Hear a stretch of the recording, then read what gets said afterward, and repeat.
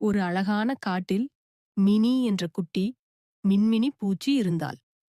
அவள் மிகவும் அழகானவள். காலையில் பறந்து விளையாடுவாள். நண்பர்களுடன் மகிழ்ச்சியாக இருப்பாள். ஆனால் மினிக்கு ஒரு பெரிய பயம் இருந்தது. இருட்டை பார்த்தாலே பயந்து போய்விடுவாள். மற்ற மின்மினி பூச்சிகள் எல்லாம் இரவில் ஒளியோடு பறப்பார்கள். ஆனால் மினி மட்டும் ஒரு இலைக்குள் ஒளிந்து கொண்டிருப்பாள்.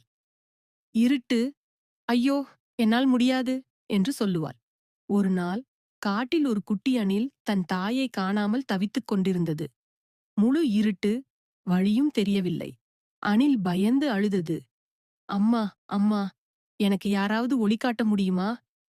மினி அந்த சத்தத்தை கேட்டாள். அவளுக்கு பயமாக இருந்தது. ஆனாலும் அந்த குட்டி அணிலை நினைத்து அவள் தீர்மானித்தாள்.